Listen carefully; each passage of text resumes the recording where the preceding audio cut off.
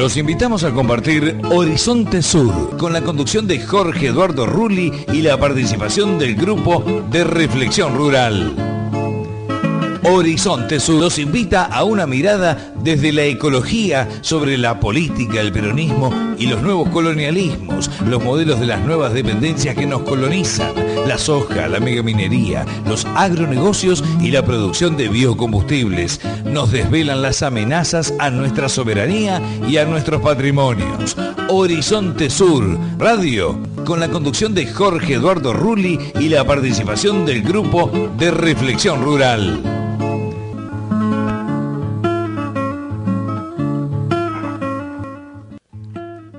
Buenos días a todos en Horizonte Sur. Vamos a la editorial en este sábado 13 de octubre del 2012. El gran tema de hoy que configura la vida política es el simulacro. ¿Qué es el simulacro? El simulacro conceptualmente sería la representación de una situación de manera más parecida a como podría darse en la realidad, de tal manera que quienes lo viven puedan estar preparados para cuando de verdad ocurra la situación que se trata y que nos preocupa. En el caso de preparación del público ante probables catástrofes o siniestros, la práctica de simulacros nos predispone frente a situaciones extremas. Nos organiza anímica y físicamente para que sepamos cómo reaccionar frente a los hechos que se temen ocurran. El simulacro, comprendido de esta manera, constituye una práctica normal, habitual en otros países, tanto en escuelas como en fábricas y oficinas, especialmente en países donde los criterios de seguridad constituyen preocupaciones generales y hasta diría que políticas de Estado. En la Argentina progresista, por lo contrario, las prácticas del simulacro como entrenamiento ante situaciones catastróficas prácticamente no se conocen, o al menos no son de práctica habitual, probablemente por evitar la coyuntura y una incapacidad de prever más allá de lo cercano, tal vez porque el valor de la vida ha quedado reducida al pasado, más precisamente a los años 70, y porque los negocios ocupan casi todo el universo mental de las capas dirigentes y no dejan mayores recursos para las preocupaciones de quienes vivimos en riesgo, tal como resulta ser nuestra vida cotidiana.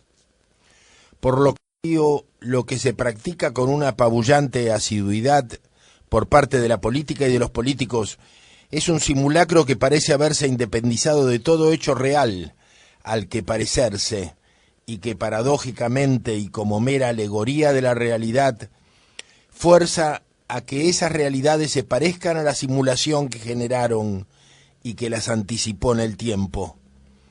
No se trata, tal como dice Baudrillard, de imitación ni tampoco de iteración, sino de una suplantación de lo real por los signos de lo real, es decir, de una operación de disuasión o tal vez de secuestro de todo el proceso real por su doble operativo, máquina de índole reproductiva, programática, impecable, que ofrece todos los signos de lo real y en cortocircuito. En esas circunstancias lo real tendría nunca más ocasión de producirse, o al menos decimos nosotros, de ser vivido como única verdad, como alguna vez lo fuera. Tal es la función vital del modelo de simulación en un sistema de muerte, o mejor, en un sistema de resurrección anticipada que no concede posibilidad alguna ni al fenómeno mismo de la muerte. Hiperreal al abrigo de lo imaginario y de toda posible distinción entre lo real y lo imaginario, no da lugar más que a la recurrencia orbital de modelos y a la generación simulada de diferencias y de confrontaciones atrapantes, enajenantes, en las que extraviamos todo sentido de la realidad real. Si nos cuesta hacernos comprender cuando afirmamos desde el conocimiento de los mecanismos brutales de la globalización que nuestras vidas se encuentran secuestradas por las corporaciones transnacionales, si nos cuesta ser aceptados cuando explicamos que las tropas de los países invasores ocupaban y dominaban tan solo el territorio, pero que ahora las corporaciones como Monsanto, al apropiarse de las fuentes de alimentación y de las cadenas agroalimentarias, han dominado en cambio nuestras vidas, o sea que se han adueñado de la mesa familiar y de lo que comemos, y eso le significa un poder infinitamente superior a lo que podía significar la ocupación del territorio por una fuerza invasora. Lo decimos una y otra vez, lo gritamos, y es como si habláramos otro idioma. ¿Cómo imaginar que todo aquello que decimos acerca de los simulacros y de las simulaciones políticas pueda ser no solo extensamente comprendido, sino también pueda tener un efecto movilizador en una sociedad como la nuestra, hastiada, fragmentada, tan desesperanzada y desilusionada que el común ha retrocedido hasta los niveles en que lo que más o lo único que le importa es su propia suerte y la de su familia? En esta situación, los simulacros políticos hacen estragos y hasta sospechamos que para muchos son un refugio. Resulta cómodo probablemente dejar de usar la inteligencia e imaginar que las corporaciones se resumen en el multimedio Clarín, que Cristina es peronista, que Kicillof es marxista, que los que cacerolean son destituyentes, que podemos preguntarnos tal como lo hace Estrapazón, el máximo dirigente del Mocase, con relación al gobierno de Cristina, ¿qué correlación de fuerzas hay para cortarle el chorro a las multinacionales? Por supuesto, añade que desde el gobierno hablan con Monsanto. Cristina la nombró, pero también, por otro lado, dice él, cuando el gobierno nacional intentó hacer algo frente a los ojeros, se lo dejó solo.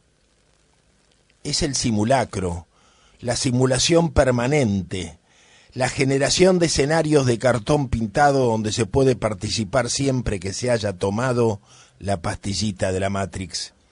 Y entonces resulta que cuando un presidente celebra públicamente a Monsanto, como debe haber ocurrido pocas veces en el mundo, al menos fuera de los Estados Unidos, la culpa la tenemos nosotros. Nosotros tenemos la culpa porque los dejamos a Néstor y a Cristina solos frente al terrible cuco de Violcati y la mesa de enlace. Realmente nos toman por imbéciles. No solo se permiten ignorar el inmenso respaldo al gobierno del Consejo Judío Mundial, con Soros y con Elstein, con los Wertheim, con Grobocopatel y con Urquía, se permiten ignorar que existe en la Argentina desde los años 90 una matriz productiva que va más allá de los gobiernos que se suceden y que condiciona absolutamente la política, tanto del gobierno como de la oposición. Se protesta contra la nueva ley de semillas que se anticipa ahogará totalmente los hechos tradicionales del agricultor argentino al uso propio de las semillas. Y entre todos los contestatarios que reclaman por otra agricultura, se presenta Pérsico en la calle, frente al edificio del ministerio en que es uno de los más altos funcionarios. Pérsico reclama la palabra y el micrófono, luego tranquiliza a los presentes, les asegura que él sería el primero en oponerse si fuera verdad que existiese un plan para legalizar los patentamientos de semillas. Muchos de los presentes le creen, algunos se dispersan. Lástima que Pérsico es Pérsico, un ex montonero con pinche de Firmenich. Ahora, por lo demás, es el secretario de Agricultura Familiar y quien celebró los convenios con Monsanto y anticipó que la Argentina reconocerá las leyes de patentamientos de semillas, fue nada menos que la Presidenta de la República, de la cual él, Pérsico, se dice repetidamente soldado de Cristina. Tal como se sabe, en la Argentina de los grandes simulacros, el campesinismo es la etapa superior del leninismo. Según yo recuerdo, y a lo largo de los últimos 15 años, cada vez que se vivió en la opinión pública un momento de mayor conciencia acerca de la comprensión del modelo de sojización y de biotecnología que nos aguarda, ahora con más de 19 millones de hectáreas, y que además configura un evidente estado de colonialidad a los mercados, similar al que sufrimos en los años 30 y 40 con la Gran Bretaña? Cada vez que las movilizaciones y las luchas se agudizaron, siempre el corrimiento de un alambrado en Santiago del Estero, un rancho quemado en Quimilí o una muerte entre los afiliados al Mocase desviaron la atención de la opinión pública y la llevaron a ocuparse de hechos dolorosos y a veces inapelables, pero que acontecían en territorios muy por fuera de la zona núcleo y de la zona agrícola, acontecían en realidad en una zona donde se produce el corrimiento de la frontera agrícola, zonas marginales del modelo de agriculturización, donde no sería posible de manera alguna dar la batalla decisiva contra el modelo de agriculturización transgénico instalado, sino que lo que se puede dar en todo caso es la lucha contra sus consecuencias y por lo demás contra sus consecuencias más distantes y aleatorias. Las muertes son siempre terribles e inevitablemente nos conmueven y nos angustian, porque es tanta la sangre del pueblo que ha corrido que a veces zozobra nuestra sensibilidad de militantes sociales y humanistas. Pero la mera posibilidad que esas muertes sean utilizadas como un distractivo para sacar las luchas estratégicas del pueblo argentino de sus cauces y conducirlas a fondos de saco nos parece repudiable.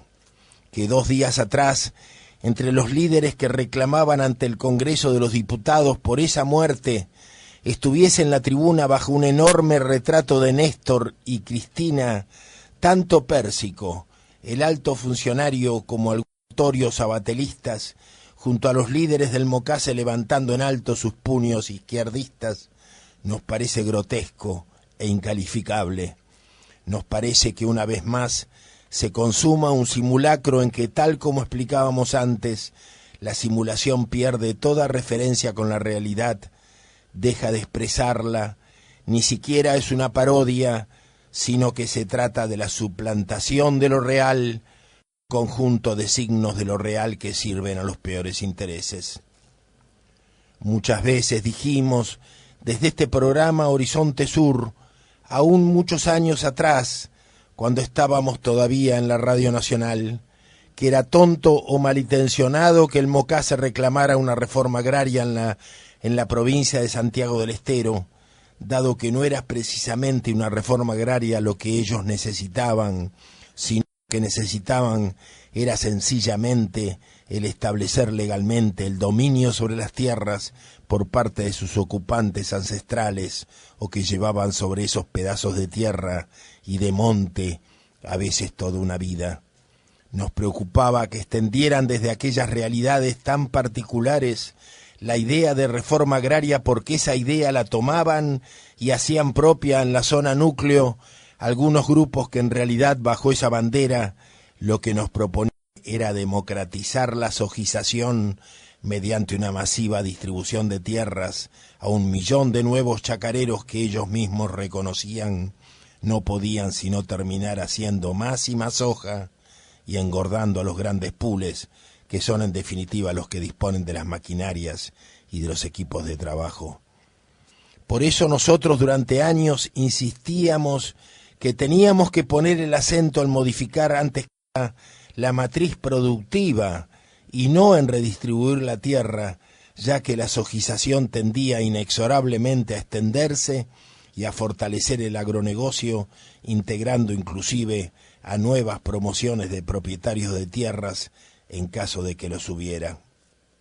Ahora el Mocase tiene fuertes y públicos vínculos con el oficialismo y particularmente con el movimiento Evita, la Cámpora y el Ministerio de Agricultura.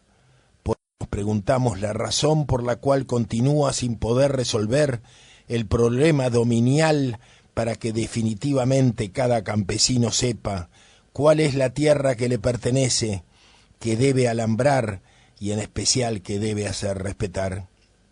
¿Acaso no quieren hacerlo? ¿No pueden? O tal vez algunos funcionarios prefieren que los problemas de Santiago del Estero no se resuelvan y de esa manera sigan siendo una fuente distractiva y más que oportuna al menos cada vez que se amenaza con develarse cuál es el modelo que el gobierno respalda? No lo sabemos. Sabemos sí que ciertos grupos sociales y campesinos comparten muchísimos conceptos y análisis con nosotros, pero eso sí, tenemos con ellos una importante diferencia que no es menor. Ellos se niegan a reconocer lo que altos funcionarios no tienen ninguna razón para no reconocer. Nos referimos a que la sojización, la biotecnología y Monsanto son políticas de Estado. Que lo reconozca la propia Presidente de la República y que nos lo niegue un dirigente campesino, habla de la pobreza moral de nuestra dirigencia. Me refiero a nuestra dirigencia mayor por asumir y a nuestra dirigencia menor por no querer ver y aceptar lo innegable. Por supuesto, pero además refiero a un dislate realmente escandaloso y cotidiano. Dirigentes sociales, sindicales y campesinos o de izquierda niegan que ciertas políticas sean políticas de Estado cuando cualquier importante funcionario lo reconoce sin mayores pudores. Resulta extraño y sorprendente y refiere a la catástrofe moral en que vivimos, y de paso recordaremos que nuestra fragata mayor continúa embargada en el puerto de Ghana, mientras nuestros valientes marinos siguen haciendo compras en la capital Accra, y Timerman, que no supo prever el embargo, ahora calcula de dónde sacar la fianza de $20 millones. Pero volviendo al de los campesinos muertos en Santiago y a la creciente adhesión al gobierno por parte del Mocase, cansado de que los pobres pongan siempre los muertos y los dirigentes los relatos, yo quisiera redoblar la apuesta del simulacro y de los escenarios de cartón pintado en que una dirigencia se protege bajo las efigies de Néstor y Cristina. Nosotros, como ellos, no queremos que siga habiendo muertos, pero a diferencia de nosotros, ellos apoyan al gobierno, están aliados al movimiento Evita y a otros grupos gubernamentales. Muchos de sus amigos de la Cámpora están a cargo del RENAR. Pues si existen sicarios en la provincia, tal como dicen, y la policía no los protege tal como ellos dicen, que se les provean armas para la autodefensa campesina y que eviten sus muertos en vez de llorarlos, que legalicen las tierras en dominio y aprendan a defenderlas. No estamos refiriendo a nada extraño. Bastante de esto sabe la Milagros en Jujuy, que ha montado un minúsculo estado en paralelo, y por otra parte es también un extendido experimento en la Venezuela de Chávez, a la que tanto admiran, donde muchos pobres no han podido modificar en 14 años de gobierno la miseria en la que viven, pero ahora el gobierno les ha dado una Kalashnikov, y con esa tenencia los embarga una sensación de que comparten el poder y de que están haciendo el socialismo. Es un juego como tantos otros, un simulacro más de los tantos que vivimos a diario. Estoy seguro que lo que se haga en defensa de la tierra, al menos si es para hacerla producir comida, habrá de ser siempre justicia.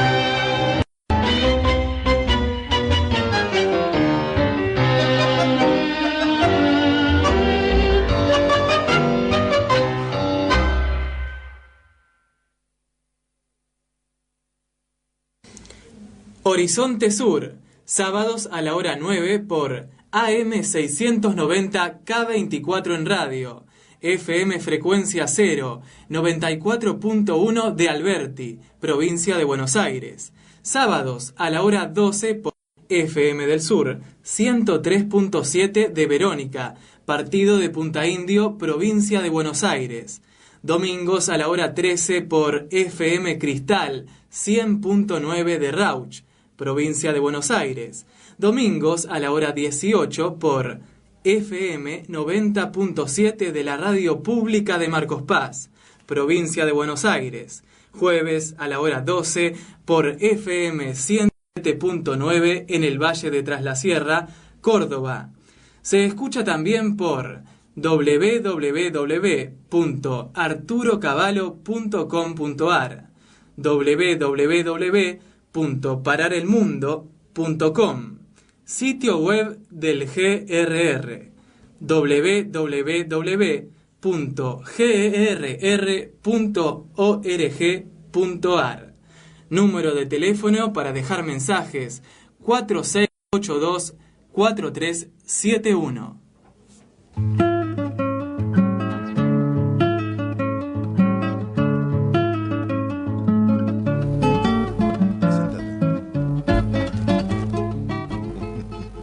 Que creo que eso se escuchó.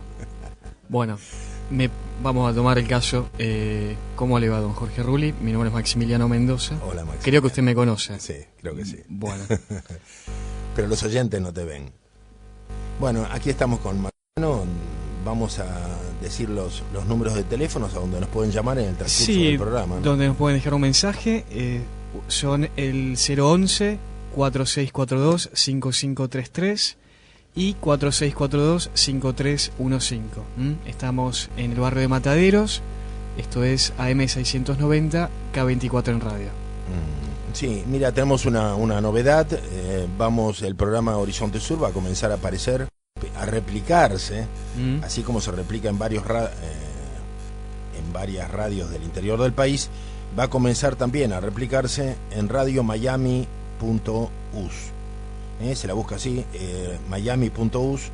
Es de un amigo, de Agustín Ranguni, y es una radio que tiene más de 10 años, que sale en internet, ¿no? También queremos avisar que el lunes a las 11 horas, Adolfo Boy, un largo reportaje a Adolfo Boy, realizado por Arturo Cavallo, va a estar en Mañana, Tarde y Noche por la AM 690 K24. Lunes a las 11 de la mañana. Adolfo Boy, entonces, reporteado por Arturo Cavallo. Nuestro productor general. Sí, va a ser como para alquilar balcones, sí. Bueno, muy bien. Hoy que tenemos un programa dedicado a Rodolfo Kusch, ¿no? Sí, porque bueno, se ha estrenado el documental, que ya lo habíamos anunciado acá, Hombre de Viendo Luz, dirigido por el amigo Jorge Falcone. Y bueno, digamos que ha tenido mucha repercusión, ha sido muy buena la recepción por lo general, por lo menos mis amigos, algunos colegas e inclusive he leído respecto del documental, han sido muy favorables, sobre todo por cómo se fue elaborando, digamos, cuál es la construcción en términos de dar cuenta de un legado a partir de la construcción testimonial, la explicación conceptual, y bueno, cosas que vamos a comentar ahora porque vamos a estar enseguida con la comunicación con Jorge Falcone y con Fernando Robelli, nuestro amigo del Grupo de Reflexión Rural de Jujuy, y también de Rodolfo Kusch. Entonces vamos... Yo quisiera leer unas cosas de Kusch mientras aguardamos que se haga el contacto telefónico. Entonces, Bernardo Elfman, nuestro productor, ya está en el teléfono. Confiamos en que podamos hacer el contacto. Entonces, con Jorge Falcone y con Fernando Robelli. Digamos que entre los papeles que dejó Rodolfo, como le llamábamos, nuestro amigo, cuando murió en el año 78, hubo una ponencia que él no alcanzó a leer en un encuentro de filosofía, pero tiene ¿cómo te diría? Tiene la impronta de haber sido escrita en una Argentina en estado de catástrofe, en estado de violencia, en estado de desamparo y de desgarramiento, que parece haberse cronificado de alguna manera, ¿no? De manera que es un valor. Yo quisiera leer justamente estos párrafos porque pintan un modo de ver el mundo, ¿no? A ver, él decía, es que hablar de un sujeto en filosofía supone hablar ya del ser, o sea, de un ente constituido, pero en el campo que elegimos, como al cabo de un salto atrás, es preciso indagar por su constitución a partir del estar, o sea, al margen de las reglas de juego de la filosofía, en cuanto éste exige siempre un sujeto constituido según el código occidental. Y aquí un comentario mío, aquí encontramos la razón por la cual Kusch desconfiaba tanto del pensar filosófico y afirmaba el pensamiento, o sea, la ausencia de un ente o de un sujeto constituido en América, que él no lo veía, sobre todo por la preeminencia del estar siendo, que él valoraba, y por eso él rehuía la filosofía como un acontecer del pensamiento racional y prefería que lo llamasen pensador y no filósofo.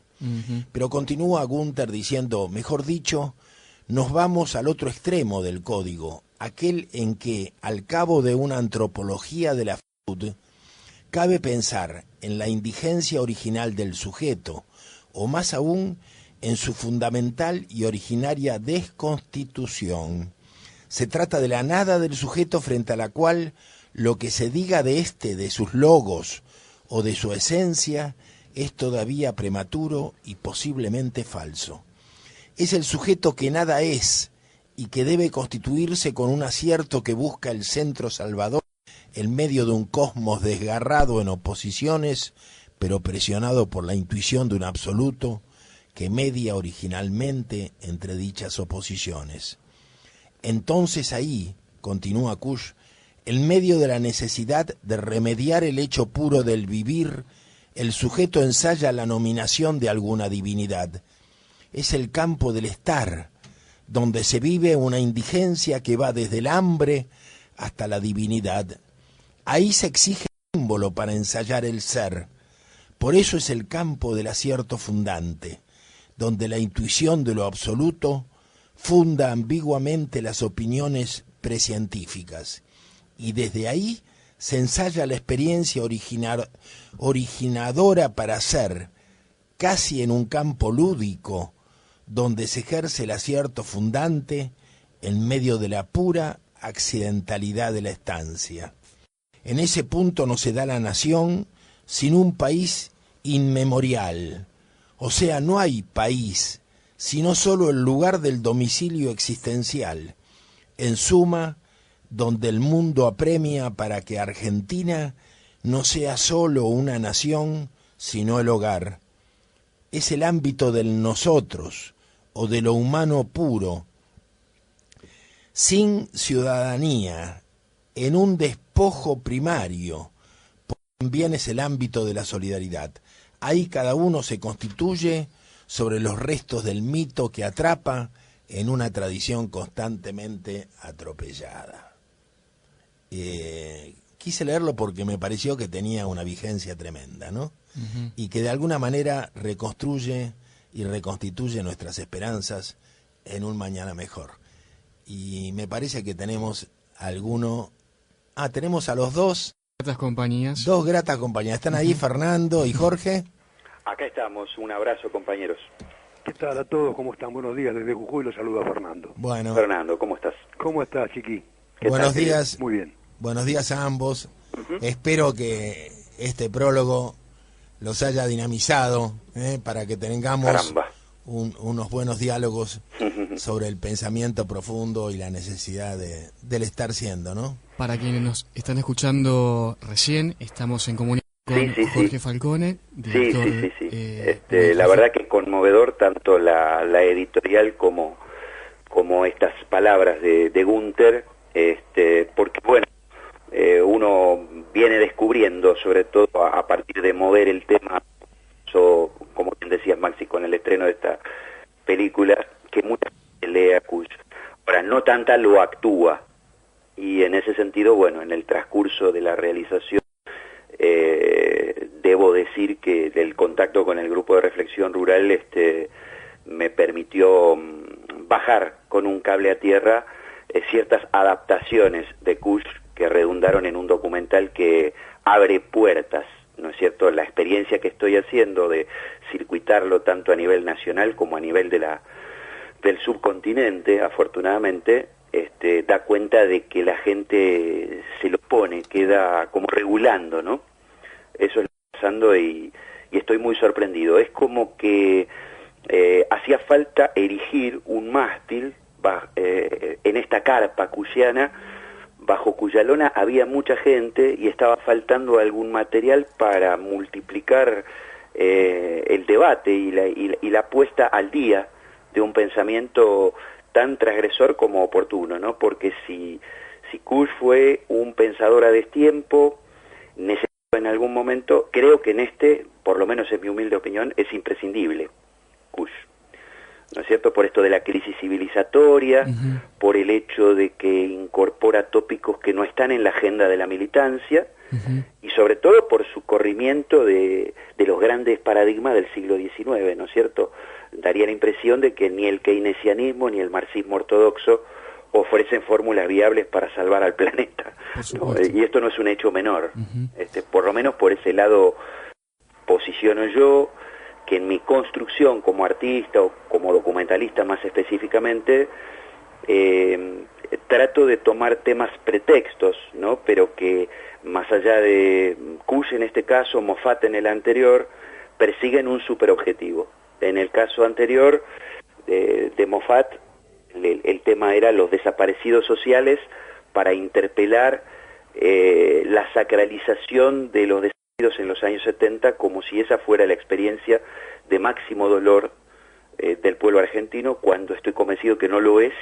Creo que la exclusión del capitalismo salvaje está produciendo más y peores víctimas, y la idea era poner el dedo en la llaga de ese pensamiento al uso, y en este caso creo que pretextando la revisión del pensamiento de Kusch, lo que queremos hacer es poner en debate la necesidad imperiosa de un nuevo paradigma civilizatorio, ¿no?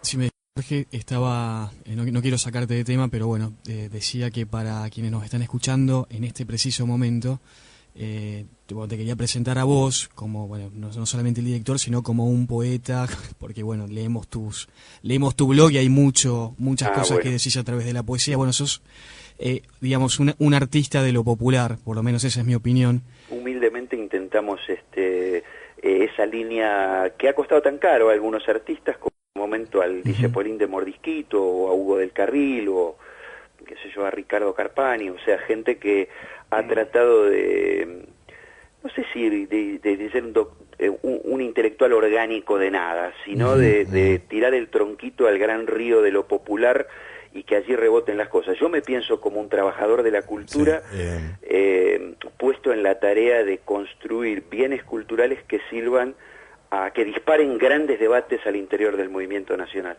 Y en particular estoy gratamente sorprendido por la repercusión del filme, que curiosamente la semana pasada se estrenó en el 6º Foro Tomasino de Filosofía en Bogotá, Colombia, ayer en el Instituto de Educación Popular de Villa Mercedes, San Luis.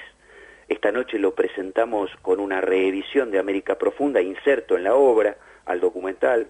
El sábado que viene en el Centro Cultural La Puerta de Héctor Fenoglio, donde estuvimos hace un tiempo con Juli. Así que no me puedo quejar, tengo una abigarrada agenda hasta fin de año, a la que no en todos los casos, porque esto es una producción absolutamente autogestiva, le puedo poner el cuerpo, pero bueno, la generosidad de otros colaboradores hace que también esto vaya teniendo un efecto multiplicador, ¿no? Y allí donde no podemos estar, bueno, basta con remitir la obra y se organiza independientemente cada persona. Está de más decir que es un producto sin fines de lucro.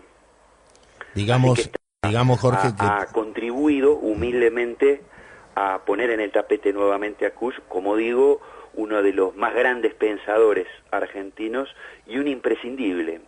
Hace 2 o 3 años, yo cultivo a Kusch desde hace un cuarto de siglo por lo menos, como decía Homero Mansi cuando conocía a una persona de pensamiento trascendente, tenía una frase, un lugar común que era: vos estás, hermano, en el misterio. Esta es la sensación que yo tuve al descubrir a Kusch, sentir que se me abría el piso a los pies y caía a un vacío interior, cósmico, ¿no? Y desde entonces lo cultivo con sorpresa y la intención de algún día terminar de abarcarlo. Ardua faena si las hay. Pero hace 2 o 3 años me resultó impostergable meterme con él, porque apareció, entre otras cosas, en el Palais de Glass, creo que de la mano de una iniciativa del Bisturi y los equipos de difusión, una jornada o exposición donde supuestamente en tributo del pensamiento nacional. Y aquí que en ese panteón estaban Scalabrini Ortiz, Jaureche, Hernández Arregui, el propio Néstor Kirchner, y no estaba Günter Rodolfo Kusch. Entonces, bueno, esa es la idea fuerza desde la cual interpelé a los entrevistados, que es: en el panteón del pensamiento nacional falta Günter Rodolfo Kusch. Y yo creo que tengo la intuición, la película no lo responde, solo da pistas de que falta deliberadamente, porque obliga a darse vuelta como una media y pensar desde América por afuera de los paradigmas civilizatorios que nos han colonizado hasta aquí. Jorge Falcone, justamente esa cuestión que tiene que ver con la modernidad y con la posmodernidad era la que pensábamos preguntarle a Fernando, que nos está dando, claro, para que participe en este diálogo. Pero antes nos recuerdan aquí, nos piden que nos digas cuál es tu blog, Jorge Falcone. Ah, sí. Bueno, es jorgefalcone.blogspot.com. El nombre, por si acaso, si lo googlean, es La Esquina del Universo. La Esquina Así que, del Universo. tanto digitando lo primero que dije como poniendo en un buscador el nombre del blog, La Esquina del Universo, van a llegar allí. Bien, Fernando, ¿estás allí? Sí, Jorge, ¿cómo Mira, estás? me resultó muy... al amigo Falcone. Sí. La última frase que expresó Jorge Falcone me pareció muy desafiante, ¿no? Las razones de este ostracismo en el imaginario político de Günter y de su presencia y de su pensamiento. Yo a veces pienso que en la medida en que lo que se nos ofrece es una modernidad, como una necesidad de asumir un capitalismo globalizado tardío, que llegue a estas lejanas costas como idea del crecimiento y del progreso, y pienso que cuánto en contra de todo esto estaría Rodolfo Kusch. Yo sospecho que viene por allí, que Kusch es algo hoy, una presencia que realmente haría fracasar estas ilusiones. Pero absolutamente, Jorge. De que hacen ya largos 40 años de los últimos escritos de Rodolfo Kusch. Y en realidad todos estos temas de la modernidad, la posmodernidad, estos temas del neokeynesianismo actuales, tan candentes, y de estas imposiciones por encontrar sujetos en la historia, ya habían sido estudiados por el maestro. Kusch, recuerdo, siempre nos hablaba de lo que tú decías en el texto recién leído, sí, la desconstitución del sujeto. A ver, un poquito más fuerte. Un poquito más fuerte, Fernando. Sí, sí. Decía que la desconstitución del sujeto, ese tema tan caro a Occidente, sí, la deconstrucción, no son temas que nos atañen a nosotros, que en realidad todavía estamos a la búsqueda de nuestras propias raíces. En realidad, para tratar de desarmarnos ya tenemos el capitalismo globalizado. Ajá. Lo que planteaba Kusch era que había que armarnos auténticamente tal como éramos, comprender dónde estábamos. Ahora... Es decir, yo creo que hoy hay un resurgimiento evidente de la filosofía del pensamiento, fundamentalmente de Rodolfo Kusch. Hoy está en manos de mucha gente aborda sus textos. Este documental de Jorge Falcone ha servido muchísimo para hacerlo conocer visualmente, sonoramente. Y bueno, es bueno que se haga eso, pero también merece una reflexión que ya hacía Günter en aquellos años que caminábamos la quebrada y la puna. Günter nos decía, tengamos los antropólogos, los sociólogos, los académicos, que vienen a hacer análisis antropológico, filosófico de las culturas. En realidad es al revés. Tendríamos que ir no a hacer análisis, sino a embebernos de luz, como dice Falcón en el título de su película. Había que empaparse de esta luminosidad de la Puna y de la Quebrada para comprender América desde este lugar. Decime una cosa, Fernando, y esta idea del caos en Kush, esta idea de lo caótico como zona preñada de cosas nuevas, de futuros, ¿no? Es algo que evidentemente se contrapone a un pensamiento esquemático, un pensamiento... A un pensamiento iluminista. Claro, el hegemónico. Sujeto, porque el tema del sujeto está ligado al caos. Fíjate qué ironía. Hoy hablabas en tu editorial Voz del Mocase, de este movimiento. Y yo leía unas páginas de gente que ha ido a hacer esas campesinas del Mocase en Santiago, y decían, hacemos guitarreada, tomamos mate, trabajamos un poco por allí con los chicos, y después leemos a Rodolfo Kusch. Yo decía, amigos del Mocase, si ustedes buscan al sujeto de la transformación y la revolución social, ese sujeto no es el campesino. Para Kusch no sería, no lean a Kusch. Porque en Kusch lo van a encontrar un sujeto revolucionario. Lo que van a encontrar en Kusch es una apertura a las partes oscuras, hediondas, escindidas de nuestra propia personalidad. Es decir, encontrar la otredad, hay que encontrarse en la autenticidad de uno mismo. Eso es lo que nos planteaba Kusch. No es necesario buscar al otro allá en las culturas oprimidas o en las culturas oscurecidas por la globalidad moderna. Hay que encontrarlo dentro de uno mismo también, si no es imposible. Claro, Kusch entonces, hacer de Kusch no era un militante. El sujeto campesino es algo que deforma su pensamiento. O sea, Kusch no era un militante solidario con los pueblos indígenas, tal como es costumbre ahora. Pero en absoluto, porque no tenía necesidad de hacerlo. Lo suyo apuntaba mucho más allá, Jorge. ¿A qué apuntaba, Fernando? Lo de Kusch apuntaba a recomponer al hombre en general, porque fíjate, toda la filosofía no sería de Rodolfo Kusch, y a reconocer el propio indio que cada uno lleva. Claro, a reconocerse como qué, a reconocer nuestra propia identidad mestiza, a reconocernos como parte de todas esas sangres que venimos jugando en los dados de Dios, como decía él. Entonces ser solidario con el indio otro, con el indio aquel que no somos nosotros, es una manera de evitar reconocer el indio que llevamos nosotros, ¿o no? Claro, es una manera de constituir un sujeto histórico. También. Lo que no debemos hacer nosotros para comprender realmente dónde estamos y quiénes somos es constituir sujetos históricos. Son los pueblos que deciden esas cosas. Son los flujos y reflujos de las grandes mareas humanas que pueblan la tierra las que van a decidir las condiciones de vida de todos sus habitantes. Y allí la necesidad de no establecer vanguardias iluministas o ideológicas o caminos racionales para comprender y guiar a los que vienen detrás como masas y mayorías. Esa es la diferencia entre un pensamiento nacional y un pensamiento racional. Esa es la diferencia entre la especulación filosófica y la comprensión auténtica de lo que somos. A ver, y en eso andaba Cuyo y sigue andando. Yo levanto la mano como un alumno en clase, ¿no? Claro, Maximiliano levanta la mano, yo le doy permiso, pero ustedes no lo ven. Por supuesto. Claro, entonces se arman estos polonquis. Dale. No, pero se los voy a preguntar como un joven interpelado que quiere que contesten en lo posible, digamos, los tres. Pero bueno, si alguien quiere hacerlo por los tres, mejor en términos de tiempo. Pero a mí en particular, cuando empecé a leer a Kusch, y en esto me gusta el documental de Jorge Falcone, porque hay una reivindicación en lo político, en la praxis del pensamiento de Kusch que no había encontrado en otras lecturas, porque siempre se lo hacía desde por lo menos lo que vi en la universidad, ¿no? Desde un rescate muy telúrico, muy abstraído de la realidad concreta. Y en este momento en el cual, digamos, América Latina sufre un modelo productivo de un desarrollismo violento, genocida y ecocida, esto hay que decirlo con todas las letras, creo que, digamos, lo que nos legó Kusch en términos de criticar a la modernidad y la reproducción material de la modernidad está puesta muy en cuestión. Yo en particular te hablaba de lo que estaba leyendo en la semana para discutir con algunos chicos a propósito del documental de Jorge, Geocultura del hombre americano. un capítulo especialmente dedicado a la crítica al desarrollismo.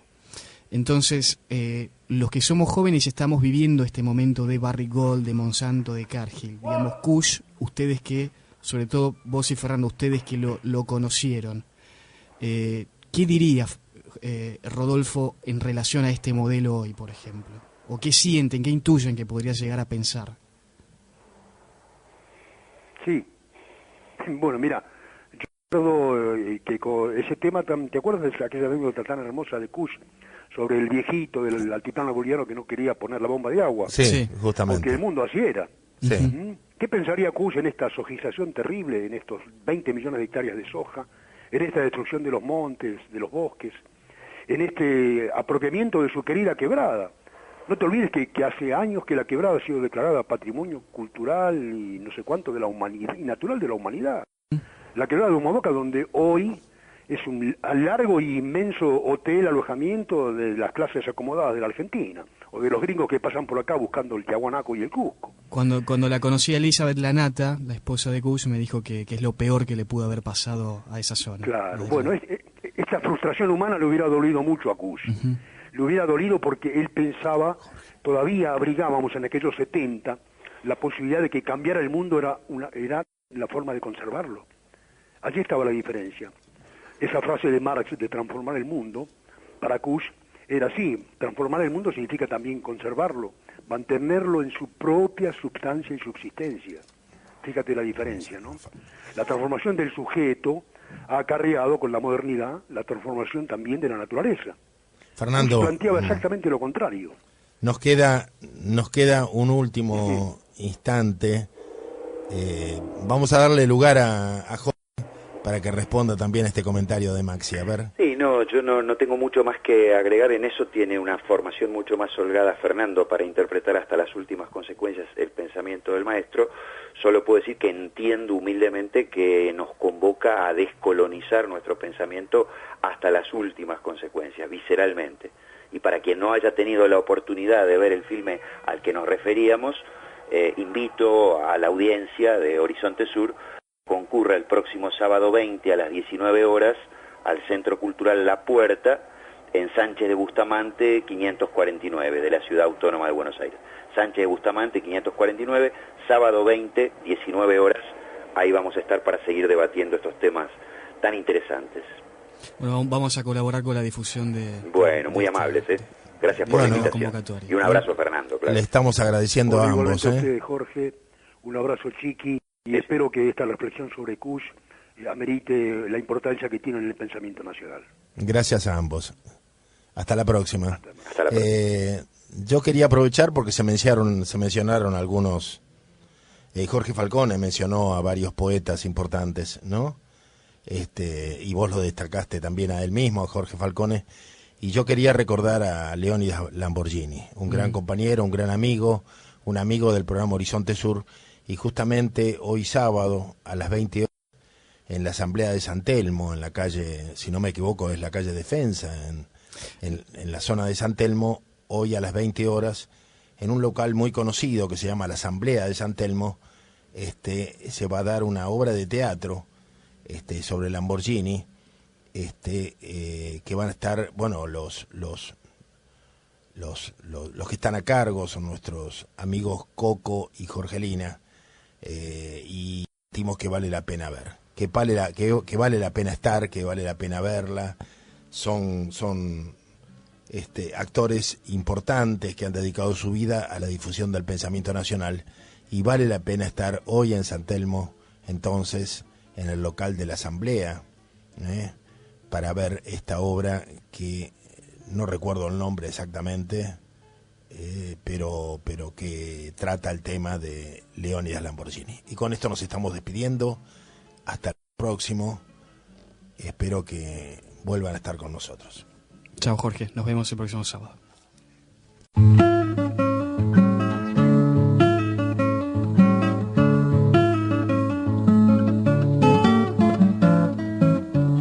Horizonte Sur, con la conducción de Jorge Eduardo Rulli y la participación del grupo de Reflexión Rural.